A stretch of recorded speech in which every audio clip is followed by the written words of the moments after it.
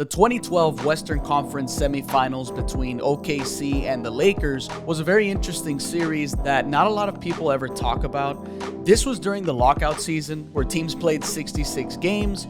It's a very interesting time because this series was a battle between two completely different teams. On one side, there's OKC, rising young trio of James Harden, Russell Westbrook, and KD, making their first and only finals together. And on the other, there's Kobe chasing a sixth ring in what ended up being his last realistic chance to do it. This series was the beginning of the end of the Kobe era Lakers. This was pre-Achilles, pre-shoulder injury, pre-knee fracture.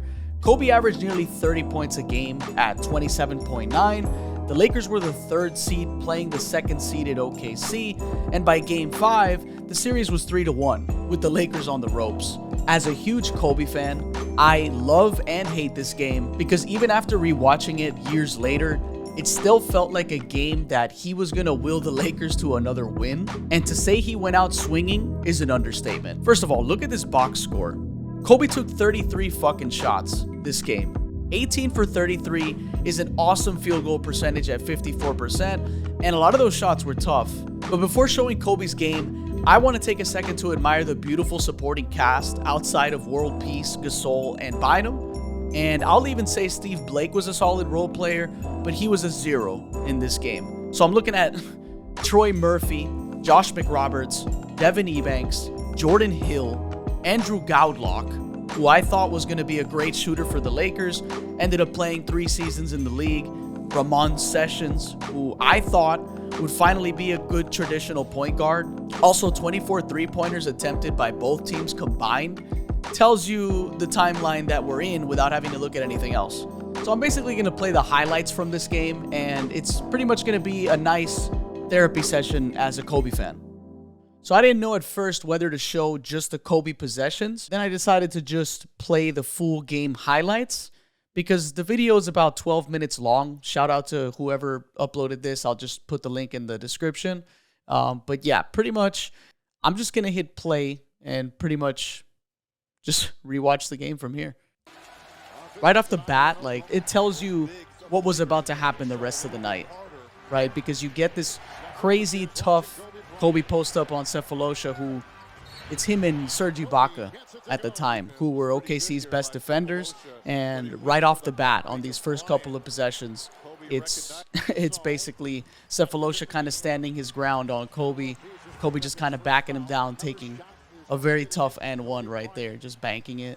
That was a great shot by Kobe. This was just Kobe versus everybody in this game.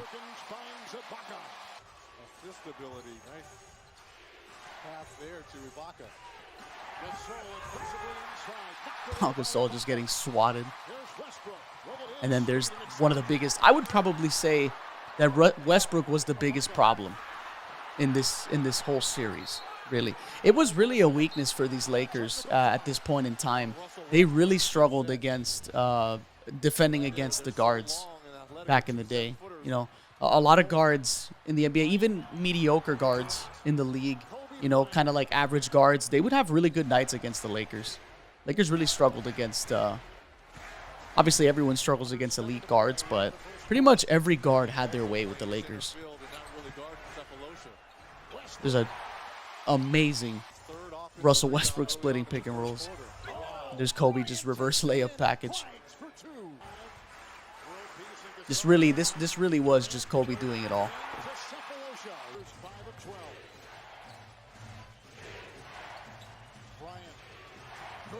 Great pass there to Ramon Sessions. But it's off to the races immediately. Like, it's these kind of plays by OKC that it's just like seeing the lineup that the Lakers are running. Obviously, they have Andrew Bynum and Pau Gasol out there, which pretty traditional. It's obviously standard. That's their starting lineup. It's really still what you would see during this time.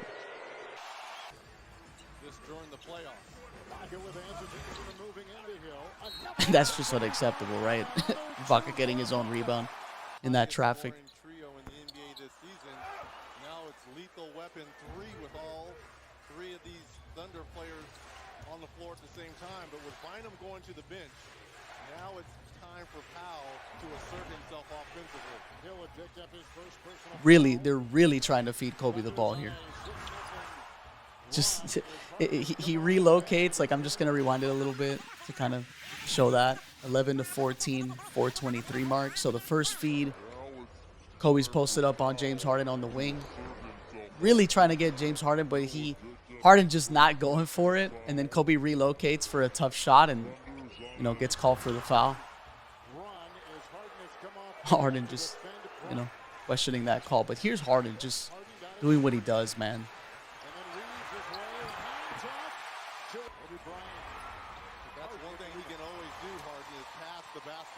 Just killing the Lakers. Second unit, second string. He did that to all the teams really back then. It was James Harden was a huge problem, and this was a funny play. This was a fun one because obviously Kobe and Fisher were teammates, and so we're seeing this post up between Kobe and Fisher.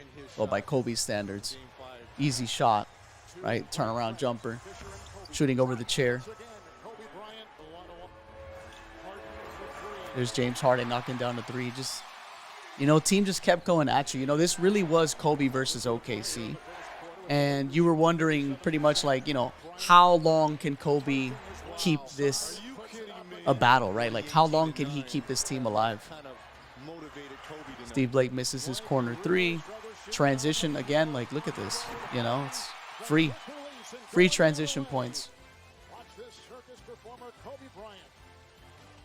Kobe with the lefty layup that I forgot to mention. Lefty kind of floater, I guess.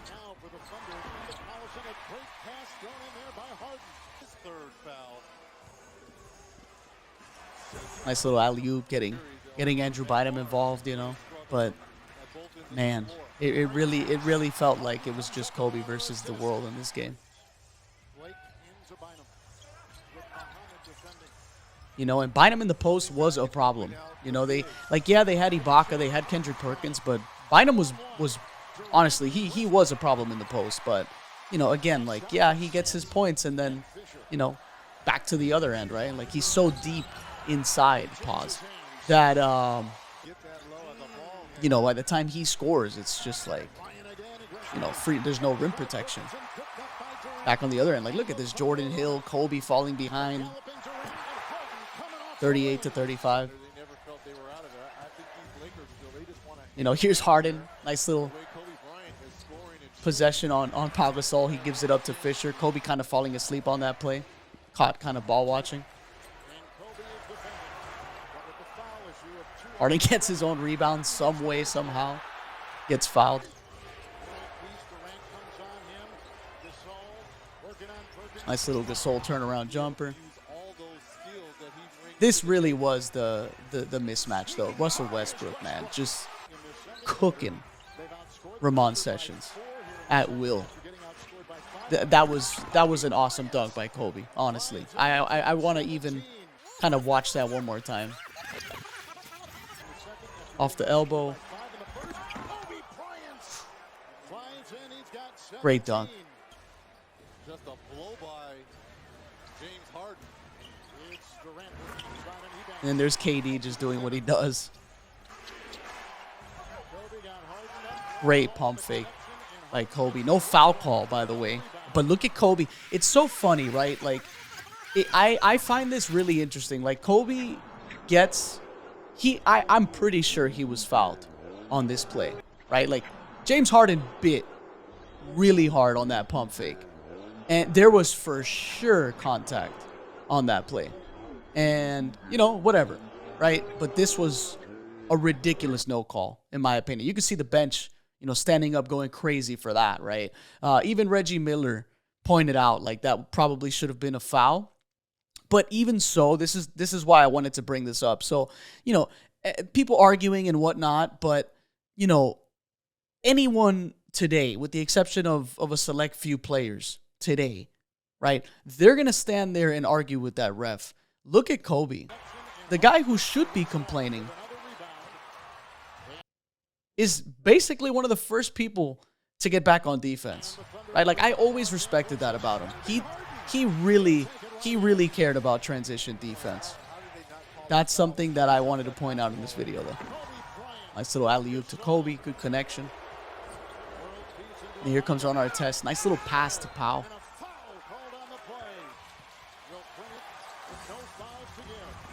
And KD just getting swatted. I thought he was going to finish that. I completely forgot. There's Bynum. Kobe, another tough layup, man.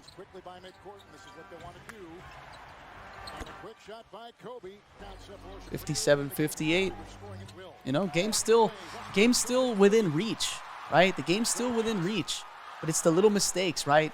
Not taking care of the ball, making tough passes. You know, OKC doing a really good job. Like, you can see Westbrook, such a disruptor, right? Always looking to tip passes out.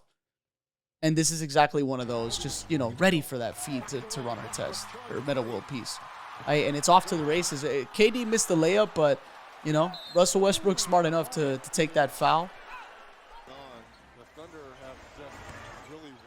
That's just a warm-up pull-up jumper for KD, honestly. Nice little dunk by Kobe there. 61-60. You know, definitely anybody's game at this point. But it's those Russell Westbrook little mid-range pull-up jumpers that were just falling all game long. And here's Kobe, another possession here on Cephalosha.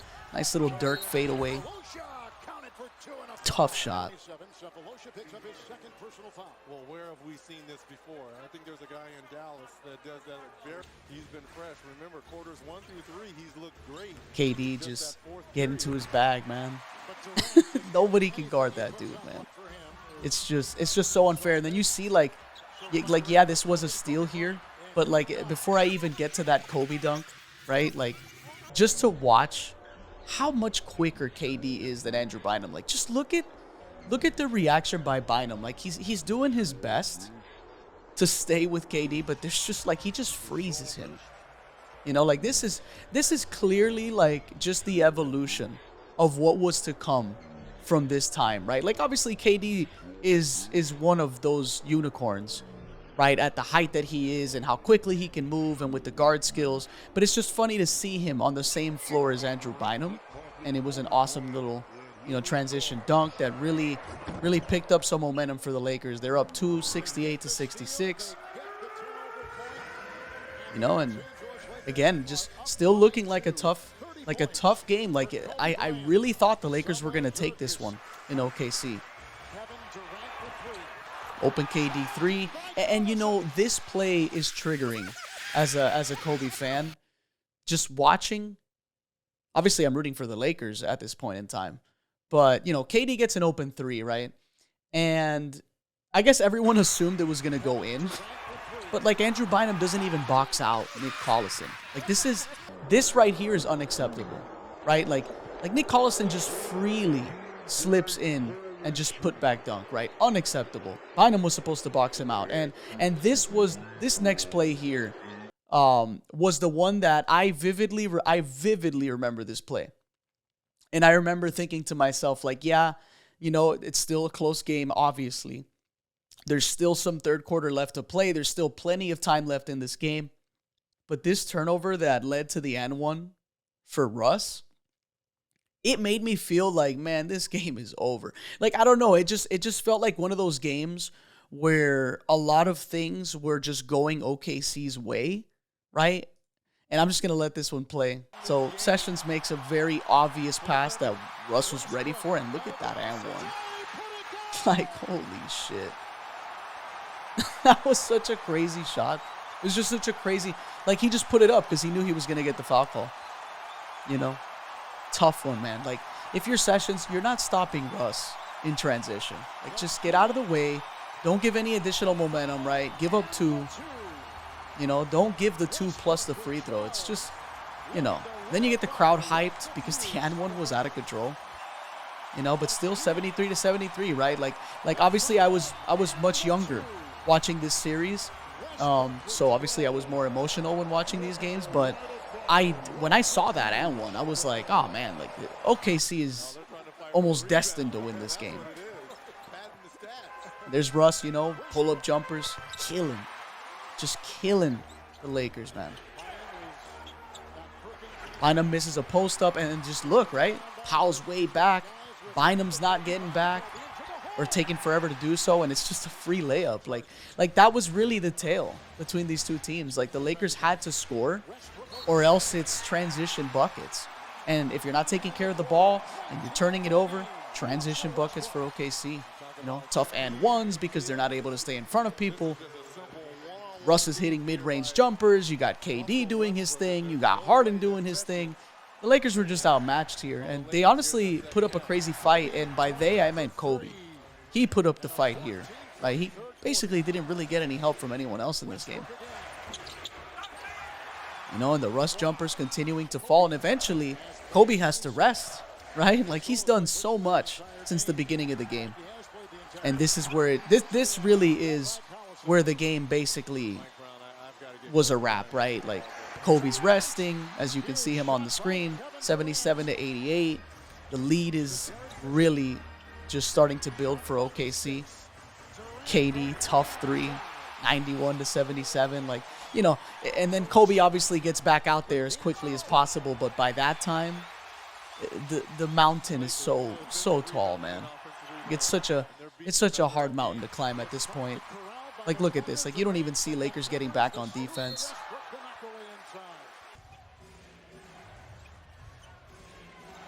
This was a really nice split by Kobe. Nice dunk, you know, but 84-97. And with how much the Lakers struggled to score at this time, especially in this type of series, where it's basically feeling like only Kobe can score, 99-84 just feels like a mountain, you know. And Kobe did not give up, man. Like, he's still out there getting buckets. There's Russ, pull-up jumper, free throw. This game just, you know, crazy how quickly it got out of hand as soon as Kobe went to the bench.